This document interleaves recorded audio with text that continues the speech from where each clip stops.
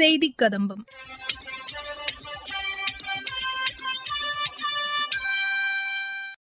இன்றைய செய்திக் கதம்பத்தில் சென்னையில் நடைபெற்ற பயிலரங்க நிகழ்ச்சியில் கலந்து கொண்டு உரையாற்றினார் CSIRஇன் பொது இயக்குநர் டாக்டர் கலைச்செல்வி மற்றும் மத்திய அரசின் சமூக வலைதள பதிவுகள் உள்ளிட்டவை இடம்பெறுகின்றன.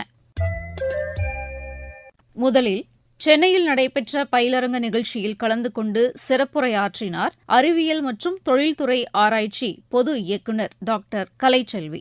நெகிழி பொருட்கள் மற்றும் மின்னணு கழிவுப் பொருட்களிலிருந்து புதுமையான கண்டுபிடிப்புகளுக்கான வழிமுறை குறித்து விளக்கி பேசுகிறார். Plastic recycling is again another very important thing. So say no to plastics, say no to single-use plastics. So all these slogans are there. Therefore, what is a kind of a product that could be really thought of from this plastic waste? So one is automatic plastic waste sorting system. Why this sorting system I have given is, already this IIP has come up with a kind of a technology wherein they just collected all the plastic and the plastic is converted into diesel. But they came up with one kind of a problem. The problem is not that every time they had the same yield, not that they had consistency also in that diesel. So they were deeply worried to how to ensure consistency and how to ensure the yield also, same yield. So the reversibility was the issue.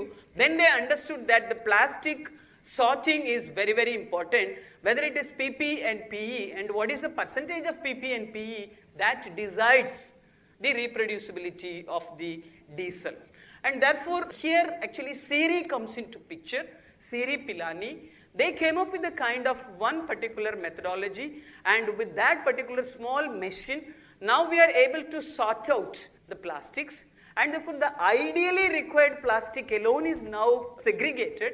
And if you use that plastic, then your efficiency is more, and also the diesel quality is also more, and you can use it as a fuel directly. Plastic to algae to methanol, that is NAO Goa. So what they have identified is, even in the marine ecosystem, there are some algae which are able to convert CO2 by means of which the growth factor is increasing. It is nothing but CO2 enhanced growth factor of microalgae. And when the CO2 is sequestered by this microalgae becomes a catalyst for this CO2, and with that CO2 they are able to come up with the production of methanol. So this is how algae normally its main feedstock is plastics. So in the entire marine system, plastic is everywhere. Once upon a time we used to say water everywhere nor a drop to drink, but now plastic is everywhere.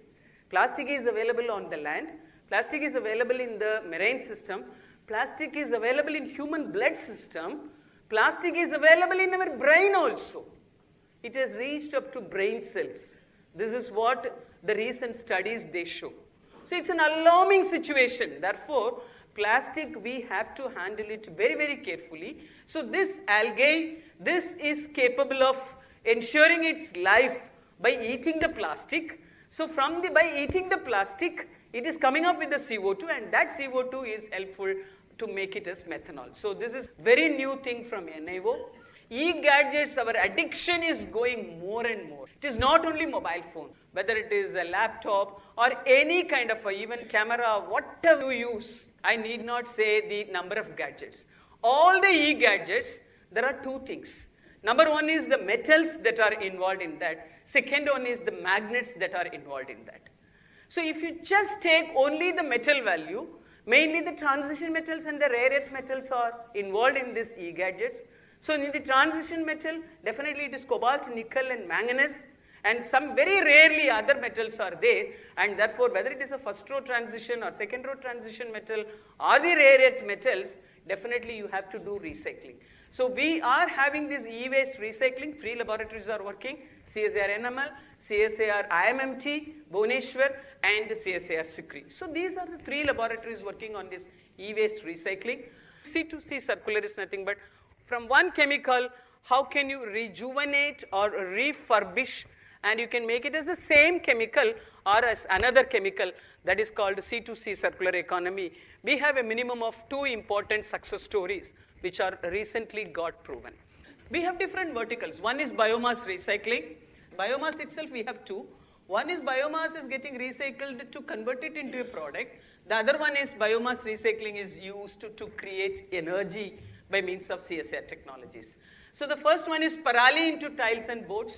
So the Delhi pollution is mainly because of parali, and how best this parali burning could be brought under control, and therefore this parali should be given a kind of a different product, and now parali waste is getting converted into tiles as well as boards. So CSIR AMPRI is doing this great work. Sustainable Aviation Fuel 2024 Republic Day Parade, that time you would have seen 2 fly-past Dornier aircrafts.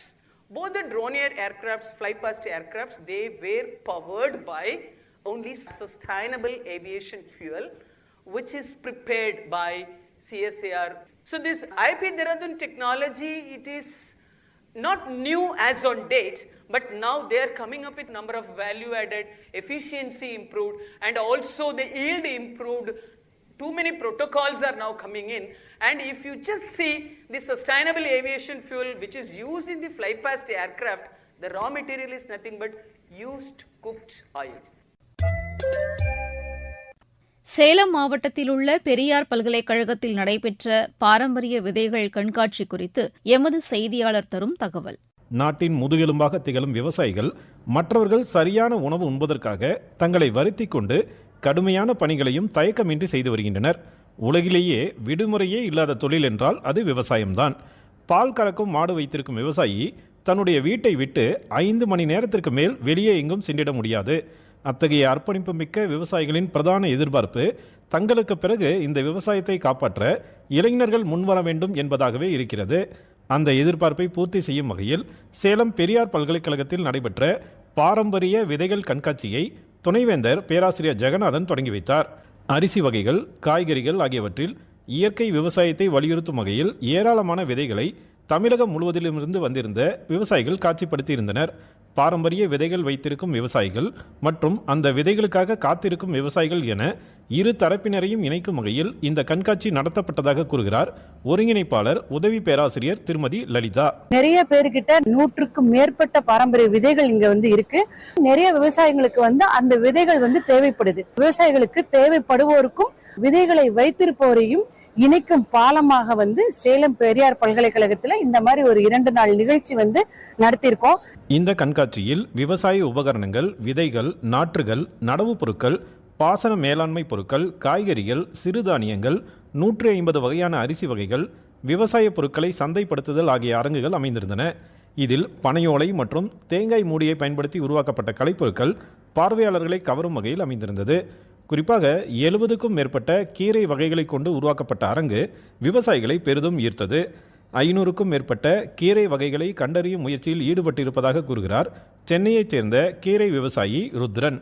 60லேருந்து ஒரு 70 வகையான கீரைகளை மீட்டெடுத்து நம்ம நிலத்துல பயிர் செய்து அது மக்கள்கிட்ட கொடுத்துட்டு இருக்கிறோம். பிரதானமா அந்த கீரைகள் ஏன் இன்னைக்கு விலை கழிஞ்சு போச்சுன்னா, இன்னைக்கு இருக்கக்கூடிய பல்வேறு விதமான நச்சுக்கொல்லியும் ரசாயன உரங்களாலையும் நிறைய அழிந்து போயிடுச்சு. ஆனா நம்ம இயற்கை வேளாண்மையில செய்யும் பொழுது அதனுடைய தாத்பரியம் மாறாம பல்வேறு வகையான மானாவாரி கீரைகள் கிடைக்குது. குறிப்பா பாத்தீங்கன்னா இது தான் பண்ணை கீரைன்னு சொல்லக்கூடிய மயிலி கீரை. இந்த கீரையும் அதிகமா பெண்கள் எடுத்துக்கணும். ஏன்னா பெண்கள் சார்ந்த பல்வேறு விதமான நோய்களை அறுத்தறியக்கூடிய வல்லமை இந்த பண்ணை கீரைக்கு இருக்கு. விவசாயிகள் மதிக்கப்பட்டு விவசாயம் லாபகரமானதாக மாறும்போது இளைஞர்களின் கவனம் நிச்சயம் வேளாண்மையின் பக்கம் திரும்பும் என நம்பலாம். மத்திய அரசின் சமூக வலைதள பதிவுகள் இந்திய தொழில்துறைக்கு மறைந்த ரட்டன் டாடாவின் பங்களிப்பு என்றென்றும் ஊக்கமளிக்கும் என்று பிரதமர் கூறியுள்ளார். அவரின் உயர்ந்த வாழ்க்கை மற்றும் அசாதாரண பணிக்கு அஞ்சலி செலுத்தும் வகையில் கட்டுரை எழுதியிருப்பதாக பிரதமர் திரு நரேந்திர மோடி தெரிவித்துள்ளார். உத்தராகண்ட் மாநில தினத்தையொட்டி குடியரசு துணைத் தலைவர் திரு ஜெகதீப் தன்கர், பிரதமர் திரு நரேந்திர மோடி, மத்திய அமைச்சர்கள் திரு அமித் ஷா, திரு தர்மேந்திர பிரதான் உள்ளிட்டோர் வாழ்த்து தெரிவித்துள்ளனர்.